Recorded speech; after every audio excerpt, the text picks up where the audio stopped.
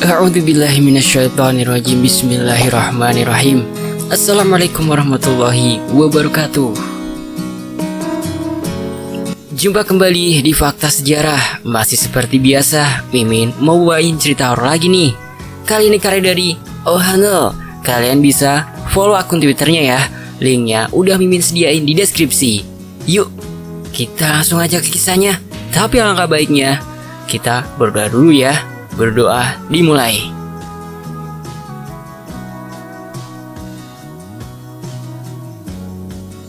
Berdoa selesai. Oke, kita masuk ke ceritanya. Kacamata kamu kemana?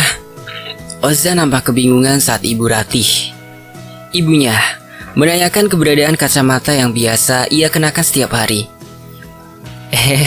Ketinggalan di kelas, Bu. Ozan mencoba membohongi ibunya. Tapi jelas beliau tidak akan percaya begitu saja dengan perkataan Ozan, apalagi melihat bajunya yang sangat kotor dan berlumpur. Kamu dijalin lagi sama mereka kan? Ozan menghindari tatapan mata ibunya. Ia tidak bisa mengatakan yang sebenarnya, karena kalau sampai Bu Ratih datang ke sekolahnya lagi dan membuat laporan kepada guru BP tentang kelakuan teman-temannya yang membuli dia, bukannya mereka menghentikan aksinya, mereka justru akan jadi lebih kejam kepada Ozan. Seperti yang sudah terjadi sebelumnya, karena Ozan panik dengan pertanyaan-pertanyaan dari ibunya, ia pun membentak Bu Ratih. Bu, Ozan udah 18 tahun. Ozan udah dewasa, Bu. Bisa nggak ibu nggak usah terlalu ikut campur sama masalah Ozan? Bu Ratih sedikit kaget dengan perkataan Ozan. Tidak biasanya Ozan bersikap seperti itu. Kamu aja gak bisa melawan mereka. Itu yang kamu sebut dewasa, kata ibunya. Ozan tidak menggubris perkataan ibunya. Ia langsung masuk kamar dan mengunci pintu kamarnya. Ia menyalakan lampu kamarnya. Dilihatnya di pantulan cermin panjang yang tingginya saja udah setara dengan remaja 18 tahun itu. Penampilannya memang sangat tidak karuan. Seragam sekolah yang seharusnya berwarna putih sekarang terlihat nampak kecoklatan. Perlahan Ozan membuka satu persatu kancing bajunya. Terlihat penampakan warna biru dan keunguan di sekitar dada dan punggungnya. Ozan meremas bajunya dan ia mulai menangis. Menangis tanpa suara. Lalu ia tertidur meringkuk tepat di depan cermin. Dasar tukang adu, teriak seorang laki-laki yang selalu mengalungkan handphone di lehernya. Bu, ia memukul Ozan tepat mengenai rahangnya. Ozan pun terpental, hampir saja ia terjatuh, namun tubuhnya sudah ditangkap oleh anak lainnya. Ia lalu mencengkram-kram baju Ozan. Pukulan demi pukulan mendarat di seluruh tubuhnya. Ia kini terkapar sendirian. Hembusan angin yang mengenai kulitnya perlahan mulai menyadarkannya. Ia berusaha bangkit dan berdiri lalu menatap ke sekelilingnya. Ia berada di sebuah atap gedung yang ia sendiri tidak tahu itu di mana. Di tengah-tengah atap tersebut terdapat sebuah bangunan kecil yang berisi pintu untuk menuju tangga yang menghubungkan ke lantai bawah. Ozan melangkah menuju bangunan tersebut. Tapi saat ia tepat berada di ujung tangga tersebut, tiba-tiba Ozan berbalik arah. Ia sedikit berlari menuju tepi atap tersebut. Hembusan angin cukup kencang. Ozan melihat ke bawah, ternyata bangunan itu cukup tinggi. Ia melangkah sedikit lagi. Kakinya cukup bergetar saat ia melihat kembali ke bawah. Tapi ia sudah membulatkan tekadnya. Ia lalu memejamkan matanya dan melompat. Astagfirullah. Gak di sekolah, gak di mimpi, tetap aja dibully. Ozan berbicara pada dirinya sendiri. Ia lalu bangun dan mengambil HP-nya. 25 panggilan tak terjawab. Amel. Ia melempar lagi HP-nya ke kasur, berganti baju dan berjalan keluar dari kamarnya. Deng deng deng. Suara jam tua yang ada di sudut ruangan itu sedikit mengagetkan Ozan. Ia takut kalau sampai ibunya terbangun dan melihat aktivitas malamnya. Ia berjalan mengendap-endap menuju ke kamar mandi, lalu mulai mengisi ember dengan air yang ia ambil perlahan dari bak dan merendam seragamnya. Setelah sekitar setengah jam, ia merendam seragamnya. Ia lalu menyikat dengan sangat perlahan supaya tidak menimbulkan suara. Setelah kegiatan malamnya selesai, ia lalu membawa baju yang sudah ia peras dengan sekuat tenaga supaya cepat kering ke kamarnya. Di dalam kamar ia menggantungkan baju itu di depan kipas angin. Ia juga sudah menyiapkan sebuah setrika untuk menyetrika seragamnya besok pagi. Di sekolah, Ozan tidak terlalu paham dengan apa yang diajarkan oleh gurunya karena ia tidak bisa melihat tulisan yang tertera di papan tulis tanpa kacamatanya. Saat jam istirahat tiba, ia langsung bergegas menuju lapangan belakang sekolah tempat ia kemarin kehilangan kacamatanya saat ia sedang menjadi samsak dadakan oleh para pembulinya. Di lapangan ia harus merangkak dan meraba-raba untuk menemukan kacamatanya itu. Ia merasa sudah meraba hampir seluruh bagian lapangan, tapi kacamata itu tak kunjung ia temukan. Ia sudah merasa putus asa dan sepertinya ia harus menabung lagi untuk membeli kacamata baru. Bel tanda selesainya istirahat terdengar. Ia langsung berbalik dan berjalan menuju sekolah lagi. Dalam perjalanannya menuju ke gerbang belakang sekolah itu, tiba-tiba kakinya seperti menginjak sesuatu. Ia mencoba melihatnya lebih dekat, ternyata itu kacamata miliknya. Terlihat ada sedikit noda lumpur di sekitar kacamatanya, yang langsung ia bersihkan menggunakan ujung celananya. Setelah bersih, ia langsung memakainya. Ia memandang ke sekitar. Kini pandangannya sudah tidak buram lagi. Namun Ozan melihat sesuatu yang janggal. Ia sangat yakin sosok itu tadi tidak berada di situ. Walaupun tadi ia tidak mengenakan kacamata. Ozan menyipitkan matanya, berusaha mengenali sosok wanita berbaju merah yang sedari tadi berdiri di sebelah pohon. "Woi, gak dengar bel masuk kamu ya?" Ozan langsung berlari masuk ke sekolahnya lagi begitu ia diteriaki oleh seorang satpam yang berjaga di gerbang belakang. Walaupun sudah mendapatkan kacamatanya, Ozan masih tidak bisa berkonsentrasi dengan baik pada pelajarannya. Kini, ia justru terus-menerus memikirkan sosok yang ia lihat di lapangan tadi. Saya kira kalian sudah paham dengan apa yang tadi sudah saya jelaskan. Oleh karena itu, saya ingin salah satu dari kalian menjelaskan kembali apa yang tadi kalian dengar. Oke, jelaskan kembali apa yang tadi Bapak jelaskan kepada teman-teman kamu, Ozan. Mendengar namanya disebut, ia langsung membeku.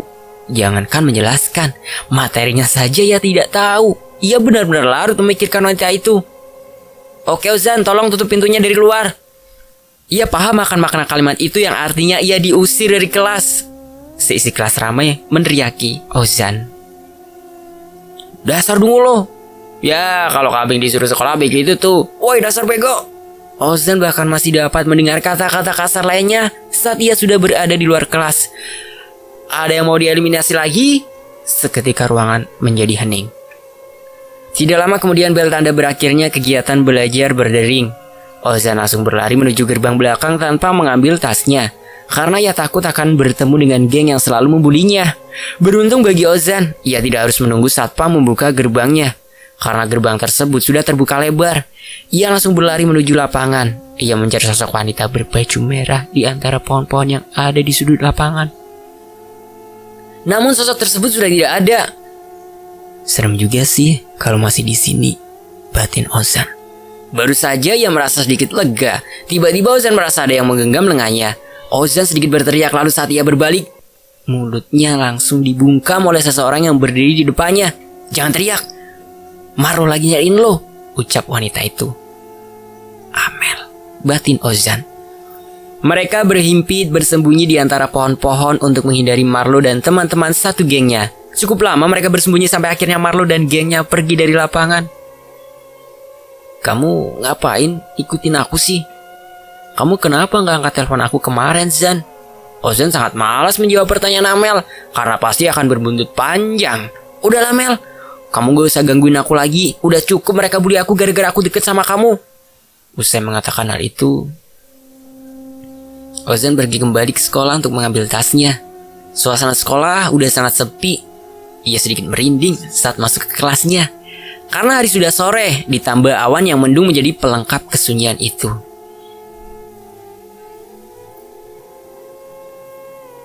Ozan berlari cukup kencang saat tas miliknya sudah berada di punggungnya.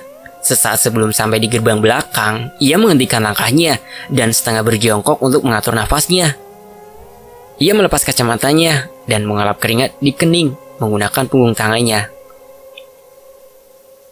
Gitu ya. Setelah itu, ia berjalan lagi sembari mengenakan kacamatanya. Betapa kagetnya Ozan begitu kacamata terpasang, sesosok wanita berpakaian merah tiba saja sudah berdiri di depannya. Ozan berteriak karena merasa kaget, namun wanita itu hanya diam. Ia menggenggam satu buket bunga mawar di tangannya. Buket itu berisi 10 bunga. Ozan diam. Begitu juga dengan wanita itu. Lalu wanita itu berjalan mendekat. Detak jantung Ozan mulai tak beraturan. Ia sangat yakin kalau wanita ini bukanlah seorang manusia. Lalu wanita itu menyerahkan buket berisi bunga mawar kepada Ozan. Ia menerimanya dan ia seperti tidak dapat berbuat apa-apa. Sekujur tubuhnya menjadi kaku. Ia hanya diam menatap wanita itu berjalan keluar menuju gerbang. Ozan mulai tersadar kembali saat sosok wanita itu sudah menghilang. Ia menatap tangannya. Masa mimpi sih? Batin Ozan saat melihat tangannya kosong. Tidak menggenggam suatu apapun. Ia berjalan pulang sembari memikirkan hal-hal aneh yang menimpanya hari ini. Assalamualaikum, ucap Ozan saat kakinya melangkah memasuki rumahnya. Tapi tidak ada jawaban. Assalamualaikum, Ozan mengulangi lagi salamnya. Namun hanya keningan yang ia rasakan. Entah kenapa atmosfer di rumah saat itu terasa sangat berbeda. Ozan berulang kali menengok ke arah belakangnya karena merasa ada yang mengawasinya. Setelah memastikan tidak ada siapa-siapa di rumah itu selain Ozan sendiri, ia langsung mengambil HP dan menelpon ibunya. Tidak ada jawaban. Setelah berkali-kali mencoba menghubungi ibunya, namun tak ada jawaban, ia merasa lelah dan memutuskan untuk berbaring saja di kamarnya. Untung tadi gak ketemu Marlo. Ia berbicara pada dirinya sendiri. Mungkin karena sedari kecil Ozan tidak pernah memiliki teman yang dekat dengannya. Jadi ia terbiasa berbicara pada dirinya sendiri. Jika dilihat sepintas, ia memang nampak seperti remaja pada umumnya. Tubuhnya tinggi, tapi ia cukup kurus. Tapi bukan itu penyebab ia jadi bahan bulian di sekolahnya. Penyebabnya adalah karena kedekatannya dengan Amel. Banyak rumor yang beredar di sekolah bahwa Amel memutuskan hubungannya dengan Marlo karena ia lebih memilih Ozan. Padahal Ozan saja tidak memiliki perasaan sedikit pun terhadap Amel. Dan karena kekesalannya, Marlo menjadikan Ozan sebagai samsak untuk ia dan teman-temannya. Ada yang tahu samsak itu apa? Komen ya. Tidak lama kemudian HP-nya mulai bernyanyi lagi. Masih dari orang yang sama. Kali ini Ozan mengangkatnya. Iya, kenapa? Dengan malas Ozan jawabnya. Namun matanya langsung terbuka dan ia langsung bangkit begitu Amel mengatakan bahwa ia sedang berada di depan rumahnya. Ozan langsung berganti pakaian dan berlari menuju pintu depan. Ia membukanya sedikit. Terlihat Amel sedang berdiri. Ia mengenakan setelan baju bunga-bunga dan rok jeans selutut. Ngapain sih kamu kesini? Di rumahku lagi gak ada orang. Gak enak sama tetangga. Ozan mencoba mencari alasan supaya Amel tidak masuk ke dalam rumahnya. Emang ibu kamu kemana, Zan? Ozan mengedipkan bahunya. Gak tahu. Udah Mel, mending kamu sekarang pulang aja. Kesini lagi kalau ibuku udah pulang aja ya. Setelah mengucapkan kalimat itu, ia langsung menutup pintu dan menguncinya. Bukan hanya karena tidak ada orang di rumah, tapi Ozan lebih takut kalau sampai Odi, tetangganya, yang juga teman satu geng dengan Marlo akan melihat sepeda motor Amel yang terparkir di depan rumahnya. Baru saja ia akan masuk ke kamarnya, terdengar suara ketukan pintu depan. Ngapain sih itu anak balik lagi? Kali ini Ozan benar-benar marah. Ia memutar kuncinya dengan sangat cepat. Saat pintu terbuka, belum sempat ia menyelesaikan ucapannya, dengan cepat sebuah pukulan mendarat di pipinya. Aduh, kamu itu gak pantas buat Amel. Ozan terjatuh karena pukulan itu. Aku gak pernah nyuruh Amel buat kesini. Ozan mencoba menjelaskan, tapi Marlo seperti orang yang sedang kesetanan. Ia terus-menerus memukuli Ozan tanpa jeda. Ozan jelas tidak bisa melawan Marlo. Dari segi fisik aja, ia sudah kalah jauh. Apalagi Marlo adalah pemegang sabuk hitam taekwondo. Ozan hanya bisa pasrah menerima setiap pukulan yang mendarat di tubuhnya.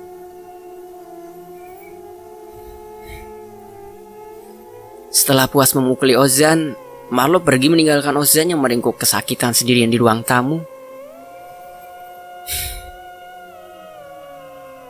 Pagi-pagi sekali, Ozan tersadar bahwa dirinya masih berbaring di ruang tamu sampai ia tertidur semalam.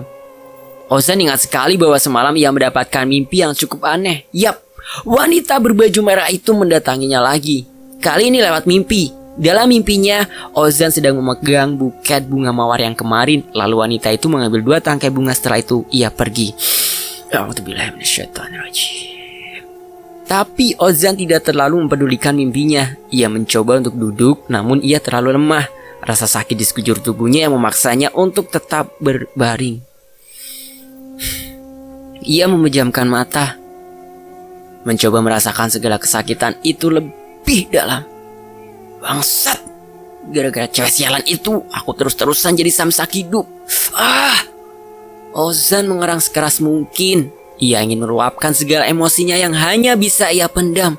Ia lalu bangun dan memukul-mukul tembok sembari terus berteriak. Marlo anjing, Amel bangsat. Belum sempat ia menyelesaikan teriakannya, tiba-tiba ia seperti dibungkam saat mendengar suara teriakan yang cukup keras. Suara itu sangat familiar. Ibu.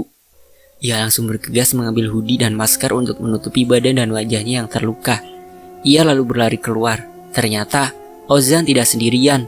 Beberapa warga yang mendengar teriakan Bu Rati pun ikut berbondong-bondong menuju tempat itu.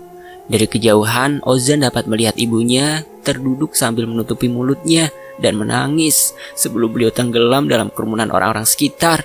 Beberapa warga yang ikut histeris telah mendekat kepada Bu Rati. Hal itu jelas membuat Ozan semakin penasaran. Ia memutuskan untuk mendekat. Jantungnya berdegup kencang.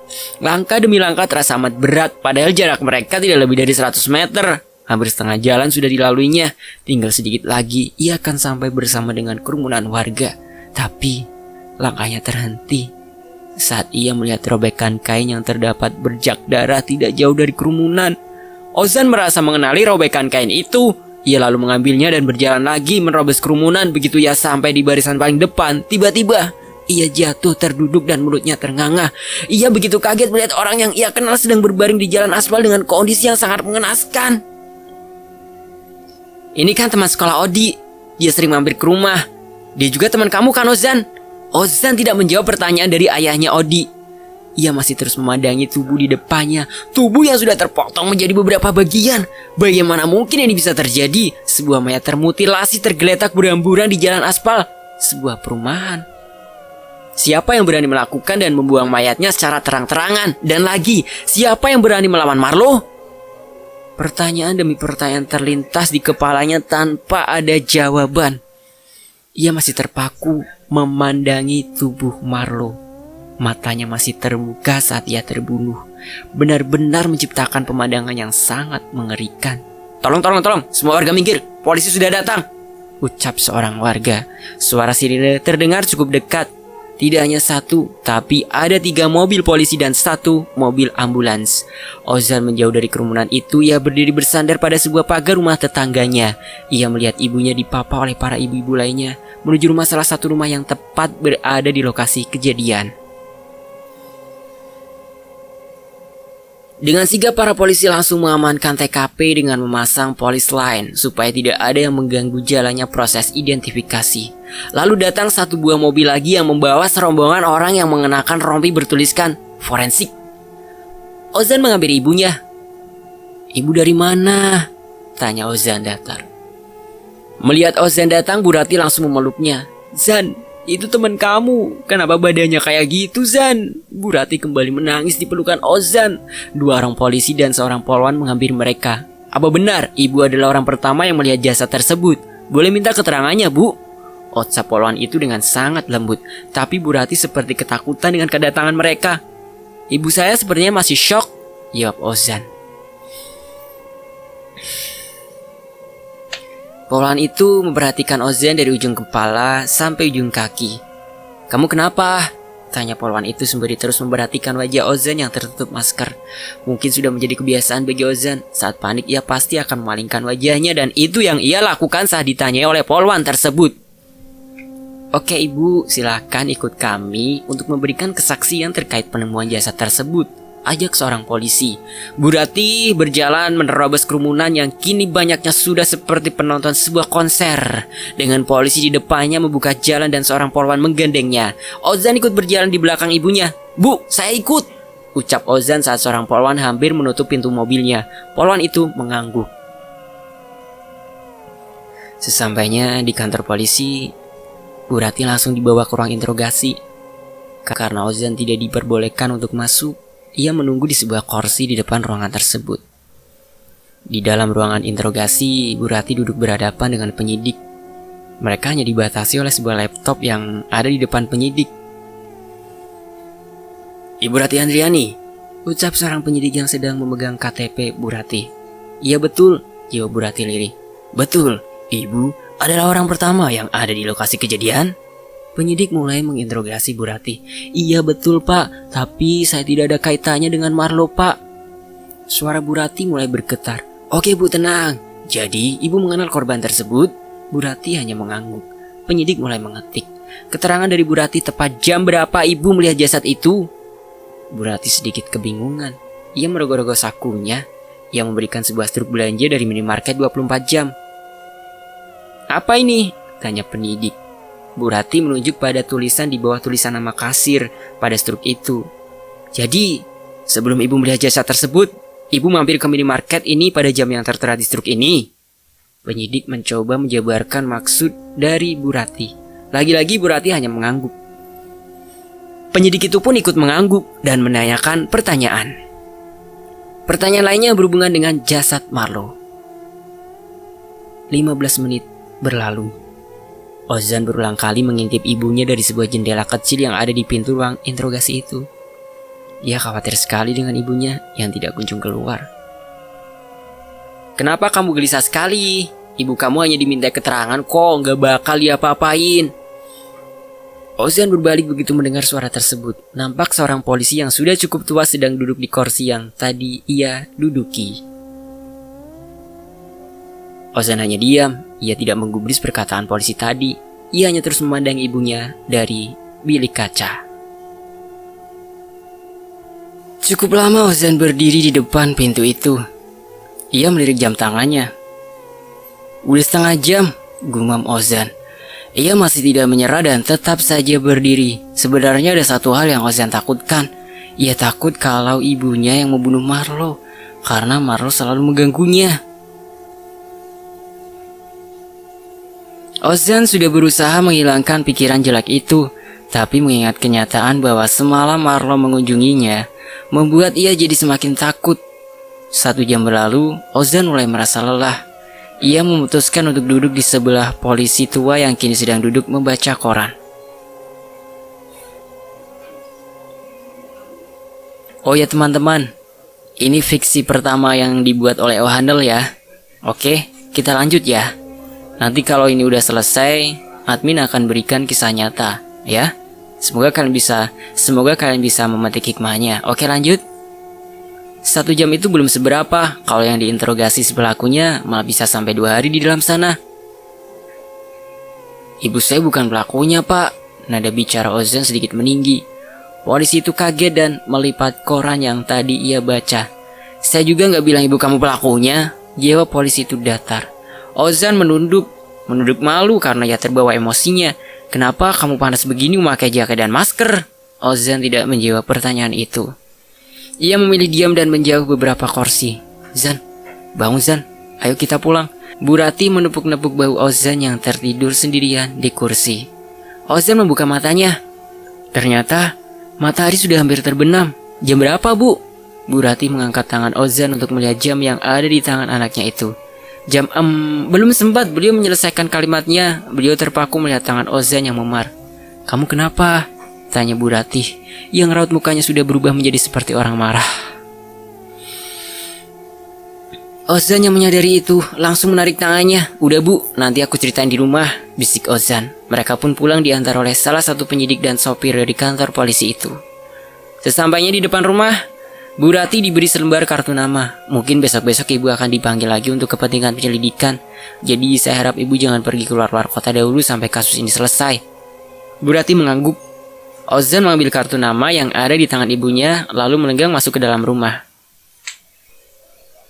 Kamu tadi belum menjawab pertanyaan ibu, Zan, teriak Bu Rati di depan pintu kamarnya. Di dalam kamar, Ozan melepas hoodie dan masker yang tadi ia pakai, lalu keluar menemui ibunya. Bu! Ozan memanggil Bu Rati yang sedang menguangkan sebuah botol susu ke gelas dan prang! Gelas itu meluncur jatuh ke lantai begitu Bu Rati melihat penampakan tubuh Ozan. Kamu kenapa? Ozan pun menceritakan kejadian semalam saat Marlo mengunjunginya. Kaki Bu Ratih bergetar hebat. Beliau berusaha mencari pegangan sebelum tubuhnya terjatuh. "Jangan bilang kalau kamu yang membunuh Marlo." "Kayak Bu bisa mikir gitu sih, Bu. Dipukul kayak gini aja aku gak bisa ngelawan, apalagi bunuh Marlo." Melihat ekspresi Bu Ratih yang begitu kaget, kali ini Ozan berubah pikirannya. Tidak mungkin ibunya membunuh Marlo. Itu hal yang mustahil. Tapi Ozan masih penasaran kemana ibunya pergi semalam. "Ibu dari mana? Kenapa semalam gak pulang?" "Ayah kamu lagi kena masalah sama Bang. Ibu cuma mau bantu." Ozan sangat terkejut mendengar pengakuan ibunya. Sudah hampir 10 tahun Pak Wawan. Ayah Ozan pergi meninggalkan mereka. Saat Ozan masih kecil, ia diberitahu oleh ibunya bahwa ayahnya itu sedang pergi ke luar negeri untuk menjadi seorang TKI dan tidak dapat pulang dalam waktu dekat karena terlalu jauh. Tapi pada saat SMP, ia mendengar gosip dari para tetangganya bahwa sebenarnya ayahnya itu udah menikah lagi. Awalnya Ozan tidak percaya, tapi pada saat itu ia mengkonfirmasi gosip tersebut. Ibunya mengiyakan perkataan para tetangganya. Ozan sangat kecewa dan marah kepada ayahnya. Bertahun-tahun ia mencoba mencari di mana rumah tempat ayah dan istri barunya tinggal. Tapi ia tak kunjung menemukannya, dan sekarang tiba-tiba ia dikejutkan oleh perkataan ibunya. Ozan refleks mengambil pisau yang terletak tidak jauh dari tempatnya berdiri. "Kasih tahu, di mana bangsat itu tinggal, Bu? Kasih tahu, Bu." Bu Ratih cukup ketakutan melihat sikap Ozan. "Jangan nekat kamu ya," bentak Bu Ratih. Ozan tahu ia tidak akan bisa melakukan itu untuk melampiaskan kekesalannya dengan melempar pisau itu di depan ibunya dan langsung masuk ke kamar dengan membanting pintu. Ia langsung mengunci pintu dan melemparkan dirinya ke kasur. Ia bahkan sudah tidak bisa lagi menangis karena ia sudah teramat benci kepada ayahnya. "Pengen aku bunuh," ucap Ozan dalam hati. "Bunuh aja." Tiba-tiba ada suara yang menjawab perkataan dalam hatinya tadi. Ozan tercekat. Seketika bulu kuduknya berdiri semua. Dalam posisi terlungkup, ia tidak berani bergerak. Keringat dingin mulai membasahi keningnya. Memang mereka siapa? Kenapa mereka terus-terusan menyakiti kamu, Ozan? Suara itu terdengar lagi. Kali ini terasa lebih dekat seperti sebuah bisikan di telinga kanannya. Suara itu begitu halus dan tipis. Perlahan ia menoleh ke arah kanannya. Dia lagi. "Pasti aku sedang mimpi sekarang ini," batin Ozan saat matanya bertemu dengan mata wanita yang kini sudah berbaring di sebelahnya. "Kamu gak mimpi?" Lagi-lagi wanita itu menjawab suara hati Ozan. Ozan hanya diam dan terus menatap wanita itu. Ia tidak tahu entah karena wujudnya yang mirip sekali seperti manusia, atau karena Ozan yang sedang sangat kesal, tapi ia tidak lagi merasa takut pada wanita itu. "Kamu siapa?" Ozan memberanikan diri untuk berbicara. Wanita itu tersenyum sangat manis. "Mawar," jawab wanita itu. Ia lalu duduk di tepi kasur. Ozan ikut duduk di sebelahnya. "Apa maumu?" Ozan langsung mengeluarkan pertanyaan itu karena ia sangat paham. Mawar mengikutinya pasti ada sesuatu. Belum sempat Ozan mendapat jawaban dari Mawar, tiba-tiba pintu kamar diketuk. "Zan, ibu mau bicara sama kamu." Dan seketika Mawar pun menghilang. "Aku mau tidur, capek," jawab Ozan. Keesokan harinya, Ozan kembali berangkat ke sekolah seperti biasa. Baru saja ia akan melangkahkan kakinya ke dalam kelas, tiba-tiba kerah bajunya ditarik dari belakang. Ozan menoleh kepada sosok yang ada di belakangnya. Ternyata Odi. "Disuruh ke ruangan BP tuh sama Bu Irna," ucap Odi ketus. Sebelum Ozan berjalan menuju ruang BP, Odi membisikkan sesuatu kepadanya. "Nanti pulang sekolah, aku tunggu kamu di lapangan. Awas kalau nggak datang," ancam Odi. Ozan seperti sudah terbiasa dengan kata-kata tersebut. Ia tidak merespon perkataan Odi dan berjalan saja menuju ruang BP. "Permisi, Bu," ucap Ozan saat memasuki ruangan tersebut. Di ruangan itu ternyata hanya ada Ibu Irna yang sedang duduk di balik mejanya. "Duduk," perintah Bu Irna singkat. Ozan pun duduk berhadapan dengan Bu Irna. Sejenak beliau terdiam, memandangi wajah Ozan yang sudah tidak seperti seorang siswa. Lebih seperti seorang pegulat tepatnya. "Kamu kenapa?" Ozan menunduk, bersiap menceritakan kejadian malam itu saat Marlo datang ke rumahnya. Namun baru saja Ozan akan menceritakan hal itu, tiba-tiba Bu Irna mulai berbicara.